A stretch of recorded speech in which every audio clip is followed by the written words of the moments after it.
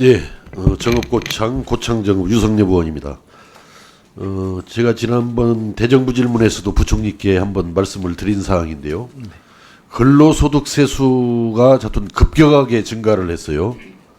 예. 2009년 13조 4천억 원에서 세수가 작년 2018년도에 38조 원으로 한 10년 만에 3배로 증가가 된 거죠.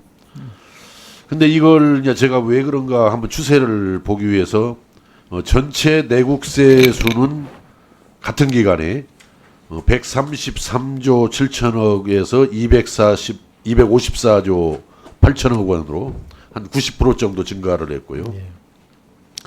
근로소득자 수도 같은 기간 133만 명에서 약 180만 명으로 35% 증가했단 말이죠. 그래서 일반적인 내국세수의 증가율이라든지 근로소득자의 증가수를 감안해도 근로소득세수가 3배로 증가한 것은 너무 좀 다른 종목에 비해서 과하게 증가했다 이렇게 봐지는데 왜 그렇습니까?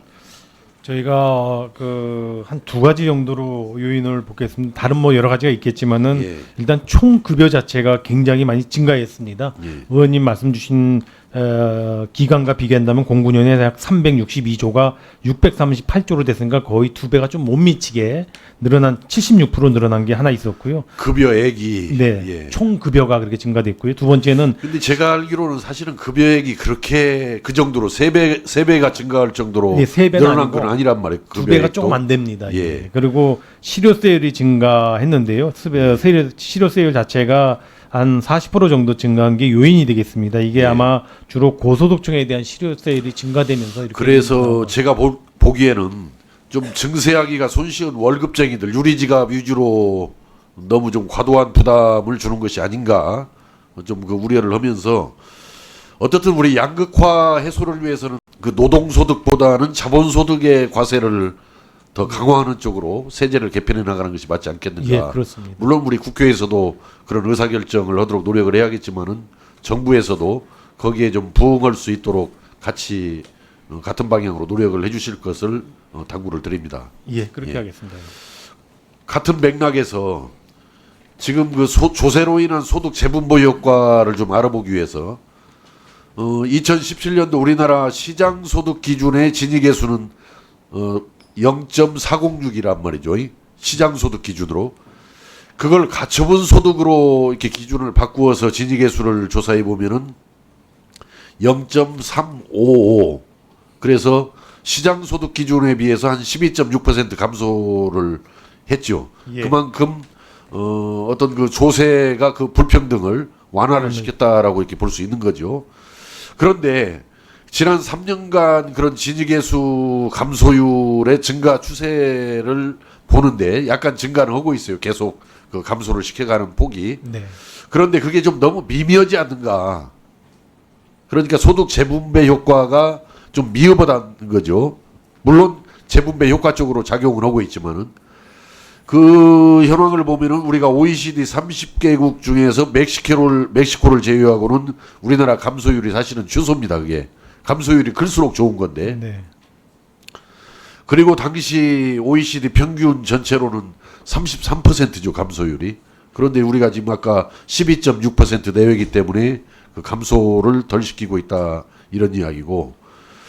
영국, 호주 등의 3분의 1 수준 이하인데 3분의 1 수준 정도의 감소율을 시키는데 지금 이 양극화를 해소하기 위해서는 대한민국 1% 부자에 대해서 특히 그 좀 자산 소득에 대한 과세를 강화해야 할 필요가 있지 않느냐. 저는 뭐 10%까지 갈 필요도 없을 것 같아요. 자산 소득 특히 이자 배당 소득의 절반 이상을 우리나라 전체의 이자 배당 소득의 절반 이상을 대학 부자 1%가 차지합니다. 절반 이상을. 네. 10%도 아니고 1%가.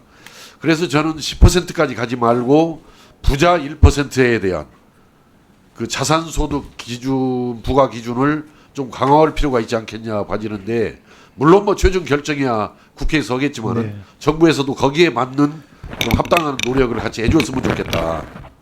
뭐 견해를 좀 듣고 싶습니다. 예, 의원님 저는 두 가지인데 하나는 이제 의원님 말씀처럼 이 1%가 될지 어떻게 될지 모르지만은 그러한 그 일부 계층에 대한 자산 과세를 강화하는 것은 저는 맞는 방향이라고 생각하고요. 정부도 그런 쪽으로 뭐 여러 가지 노력을 하겠습니다. 두 번째는 저소득층에 대해서 여러 가지 지원을 통해서 지금 말씀 주셨던 소득 재분배 효과가 작동되게 하는 건데요.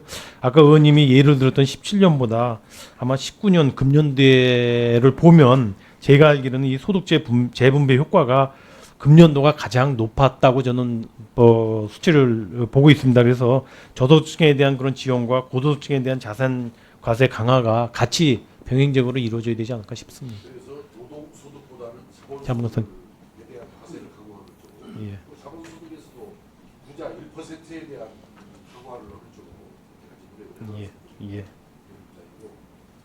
투자 촉진 세금과 대기업에 투자가 되지 않도록 해야 한다는 거라든가 세수 효과를 모르는 주먹구구 감세 법안 시정 이게 선거로 네, 질문을 예, 예, 답변 올리겠습니다.